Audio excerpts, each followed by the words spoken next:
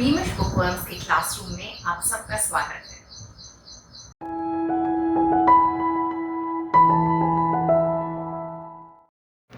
बच्चों, आज हम साइंस एंड स्पिरिचुअलिटी का पार्ट 2 पढ़ेंगे और समझेंगे।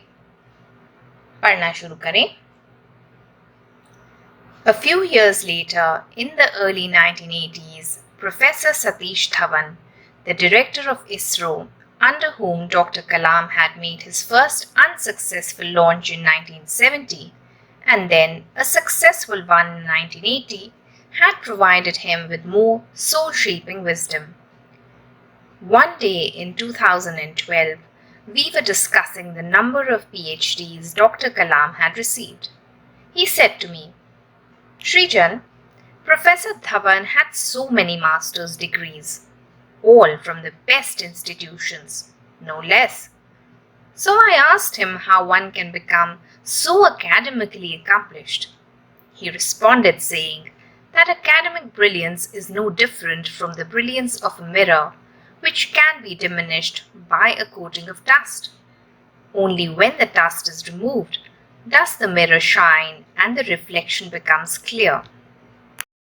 We can remove the impurities obscuring our souls by living pure and ethical lives and by serving humanity. And then God will shine through us. These words took me back to my meeting with Dr. Kalam after my graduation from IIMA in 2009. At the time, he had advised me to use my degree and gold medal to transform the society I lived in. Back in the present moment, it suddenly struck me that Dr. Kalam's advice had, in fact, directly resonated from Professor Dhawan's beliefs. The more I lived and worked with Dr. Kalam, the more I realized that through his words of wisdom, I was getting to learn from countless great minds. Soul shaping, giving an opportunity to see who you are and who you can become. Accomplished, kushal, diminish, kam hona, resonated, to be able to relate to, obscure, make unclear. लेखक कहते हैं कि doctor Kalam ने professor Satish Dhawan से काफ़ी कुछ सीखा, काफ़ी इंस्पिरेशन ली। प्रोफेसर धवन 1980s में इसरो के डायरेक्टर थे। उन्हीं के कार्यकाल में 1980 में डॉक्टर कलाम ने रोहिणी सैटेलाइट का सक्सेसफुल लॉन्च किया था। लेखक कहते हैं कि 2012 की बात है।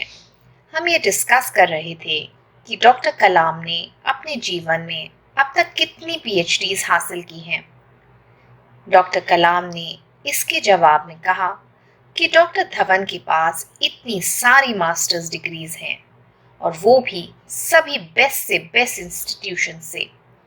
जब मैंने उनसे पूछा कि आप इतने इंटेलिजेंट, पढ़ाई लिखाई में इतने काबिल कैसे हैं, तो उन्होंने कहा, पढ़ाई लिखाई में तेजी, उसकी चमक और ब्रिलियंस ठीक आईने की तरह है जिस पर धूल की परत जमने पर उसकी चमक कम हो जाती है। धूल के हटने पर ही आईने में हम अपनी छवि साफ साफ देख सकते हैं।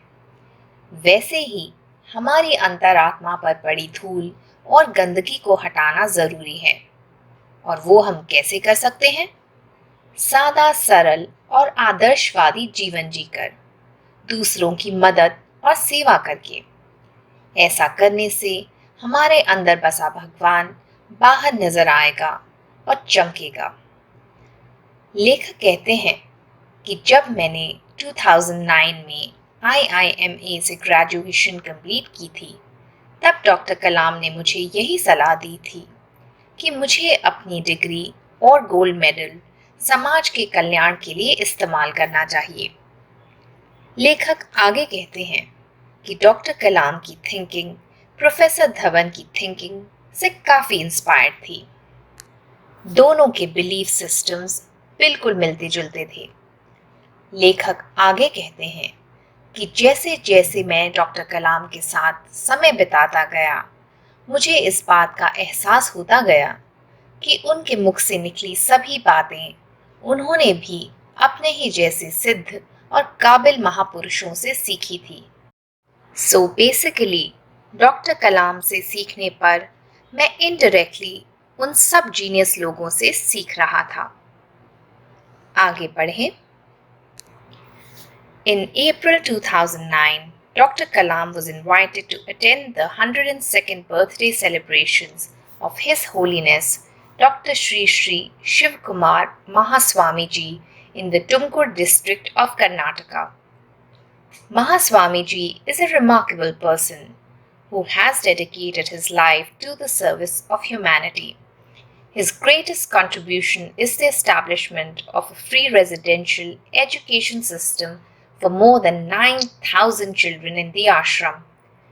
The most astonishing aspect of the entire event of his birthday was that the 102-year-old Swamiji stood on his feet without any support.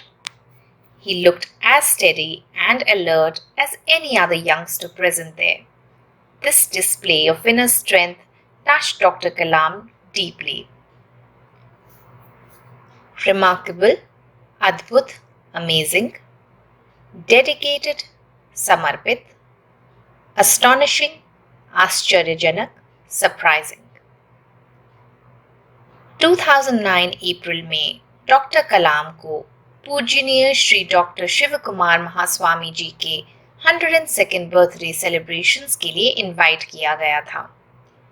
Mahaswami जी एक ऐसे महान और पूजनीय व्यक्ति थे जिन्होंने अपना पूरा जीवन समाज की भलाई और कल्याण को समर्पित किया था। अपने आश्रम में उन्होंने 9,000 बच्चों को विद्या दान देने का प्रबंध भी किया था। 102 वर्ष की आयु के बावजूद वे बिना लाठी या किसी सहारे के एकदम सीधे खड़े थे, बिल्कुल एक नौजवान की तरह, स्मार्ट और अलर्ट। डॉक्टर कलाम उनके मनोबल, उनके पॉजिटिव एटीट्यूड से बेहद प्रभावित हुए। आगे बढ़ें। A couple of days later, we were discussing this unusual birthday party. I said to him, "Sir, do you know, only 4 out of 1 lakh people cross the age of 100? I had googled the subject beforehand." He replied, "But how many of these 4 would be able to stand tall for half an hour, give a wise discourse, and then go on to feed thousands of children?" Of course, nobody could know the exact answer to his question, but the question itself led to many other relevant queries. I wonder what powers Mahaswamiji possesses that keep him so strong at such an advanced age. Maybe it's a balanced diet and a healthy lifestyle. Or perhaps it's genetics, I asked. Beforehand, पहले से, discourse, प्रवचन, relevant, मिलता जुलता, query, प्रश्न, genetics in the genes. कुछ दिनों बाद लेखक और डॉक्टर कलाम उसी बर्थडे पार्टी के बारे में डिस्कस कर रहे थे। लेखक ने डॉक्टर कलाम से कहा कि क्या आपको ये पता है कि 1 लाख लोगों में से केवल 4 लोग ही ऐसे हैं जो 100 के आंकड़े को पार करते हैं। लेखक इस विषय पर पूरी जानकारी हासिल कर चुके थे। डॉक्टर कलाम ने उत्तर दिया, पर उन 4 लोगों में से कितने लोग ऐसे होंगे जो आधा घंटा लगातार बोल सकते हैं और फिर हजारों बच्चों को अपने हाथों से भोजन परोस सकते हैं। ये प्रश्न ऐसा था जिसका उत्तर ढूंढ पाना तो मुश्किल था, पर इस प्रश्न ने कई और प्रश्नों को जन्म दिया। लेखक के मन में ये प्रश्न उठा कि महास्वामी जी इस उम्र में इतने फिट और हेल्दी कैसे हैं? क्या ये एक हेल्दी लाइफस्टाइल और बैलेंस डाइट के कारण है या उनके पूर्वजों की देन है, मतलब उनके जीन्स में है? आगे पढ़ें। Dr. Kalam sat contemplating deeply. He recollected the tenet of goodness of action from Pramukh Swamiji. Then perhaps, swimming in the silence to the shores of Mahapragyaji, he gathered the sands of conscience to be our guide, our best friend. Deeper down in the space-time of memory, he must have heard Professor Brahmprakash's words about the need of living a pure and ethical life, and Father Pereira's and Dr. Sarabhai's lesson of selflessness in service. Eventually, his thoughts would have settled on Swami Shivanand of Rishikesh, in whom he saw great tranquility, and finally, they must have come full circle with the memory of the life of simplicity of his father, who always espoused the value of giving back.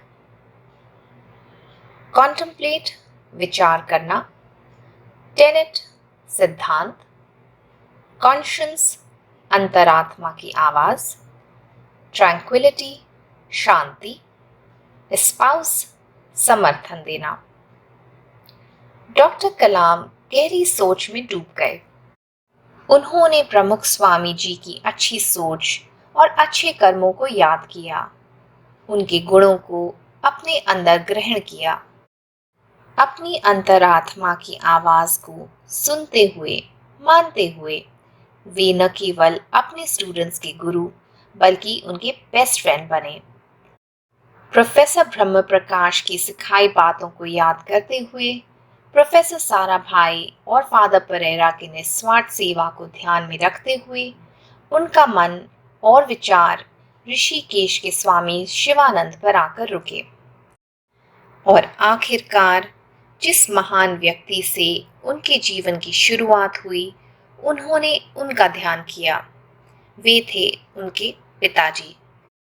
उन्होंने ही doctor कलाम में सही value systems instil किए, उन्हें सादगी से भरा जीवन जीने की प्रेरणा दी और ये भी सिखाया कि हमारा काम केवल समाज से लेना ही नहीं है, हमें समाज को देना भी है। It is our responsibility to give back to the society. आगे पढ़ें।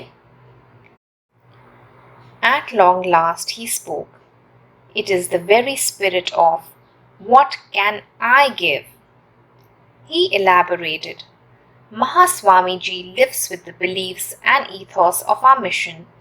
He gives and gives education to famished minds, food to famished bodies. In giving so much, he becomes strong. His munificence fuels his strength. That is what keeps him standing tall and active in life. The essence of a happy life and a peaceful society lies in one sentence. What can I give? Elaborated, विस्तार से बताना, ethos, प्रकृति, customs, manner, famished minds, ज्ञान के भूखे दिमाग, ज्ञान के भूखे लोग, munificence, उदारता, essence, सार। काफी सोचने विचारने के बाद डॉक्टर कलाम बोले, महास्वामी जी इतने तेजस्वी, इतने strong and full of life इसलिए हैं क्योंकि उनके जीवन का लक्ष्य है समाज की सेवा। वे ये नहीं सोचते कि समाज उन्हें क्या देगा या फिर उन्हें समाज के लोगों से क्या मिलना चाहिए। वे सदा दान पुण्य और कल्याण के कार्यों में लगे रहते हैं। वे शारीरिक और मानसिक दोनों रूपों से मनुष्यों का पोषण करते हैं। शरीर के लिए भोजन आवश्यक है तो दिमाग के लिए ज्ञान आवश्यक है। इन दोनों जरूरतों को स्वामी जी अपने आश्रम में पूरा करते हैं। उनकी नेकदिली और उदारता उन्हें स्ट्रॉन्ग बनाती है। यदि एक खुशहाल जीवन और एक शांतिपूर्ण समाज चाहिए तो हमें इस ट्रूथ को अडॉप्ट करना होगा। What can I give? मैं समाज को क्या दे सकता हूं? आगे पढ़ें। Turning to me, he asked, what is the reverse of what can I give? Circumspectly, I replied, what can I? take? Yes, he said. And that is the thought which is responsible for all the wrong we see around us. We think that we can take from the environment and destroy it indiscriminately. We think of what we can take from other humans, leading us to corruption and inequity. This attitude of taking and taking even destroys families. To keep this planet livable and the human race thriving, we have to replace this attitude of what can I take with the goodness of what can I give? The gravity of the message struck me. This challenge became my silent motivation. 3 years later, in 2012, this idea became a reality as our What Can I Give movement, through which Dr. Kalam tried to combat corruption, environmental degradation, and social evils. It is important that we ask ourselves this question, for in the answer lies the truth of humanity. So go ahead and question yourself. What can I give? The answers will be astounding. Circumspectly, carefully, indiscriminately, अंधाधुंध, बिना सोचे विचारे, inequity, अन्याय, gravity, गंभीरता, combat, fight, degradation, पतन, downfall, astounding, आश्चर्यजनक, अद्भुत। Doctor Kalam ने लेखक से पूछा, What can I give का विलोम क्या है? लेखक ने ध्यानपूर्वक उत्तर दिया, What can I take? Doctor Kalam ने कहा, हाँ, बिल्कुल सही। और यही एक कारण है समाज में हो रही डिफिकल्टीज और प्रॉब्लम्स का। जो कुछ भी दुनिया में गलत हो रहा है वो इसी सेल्फिश एटीट्यूड के कारण ही हो रहा है। सब लोग बस लेने में बिजी हैं। इसी से इनइक्वालिटी, इनजस्टिस और करप्शन फैलते हैं। यदि हम इस पृथ्वी को जन्नत बनाना चाहते हैं तो हमें व्हाट कैन आई टेक का एटीट्यूड हटाकर व्हाट कैन आई गिव को अपनाना होगा। लेखक पर इस छोटे से वाक्य की गहराई बहुत गहरा असर छोड़ गई। उन्होंने इसको अपना मोटो बनाने का फैसला ले लिया। 3 साल बाद साल 2012 में what can I give movement की शुरुआत हुई। इस अभियान के माध्यम से डॉक्टर कलाम ने भ्रष्टाचार, प्रदूषण और समाज में फैली अनगिनत कुरीतियों के खिलाफ जंग छेड़ दी। लेखक हम सब रीडर्स को भी यही प्रश्न, यही मोटो अपनाने की प्रेरणा देते हैं। यदि हम में से हर एक व्यक्ति थोड़ा थोड़ा ही सही पर सोसाइटी के वेलफेयर के लिए कार्य करना शुरू कर दे तो यकीनन हमारी पृथ्वी स्वर्ग जैसी सुंदर हो जाएगी। यहाँ पूरा होता है साइंस एंड स्पिरिचुअलिटी का पार्ट 2। आई होप ये चैप्टर आपको अच्छे से समझ आ गया होगा। बीमिश बुकवर्म्स की तरफ से आज इतना ही। Happy reading, happy studying everyone. I hope ये वीडियो आप लोगों को अच्छा लगा होगा। इन केस आपके कोई डाउट्स हैं, कोई क्वेश्चंस हैं तो नीचे कमेंट सेक्शन में आप उनसे पूछ सकते हैं। Thank you for watching. अगर आपको आज मेरे साथ सीखने में मज़ा आया तो प्लीज़ बीमिश बुकवर्म्स को लाइक और सब्सक्राइब करें।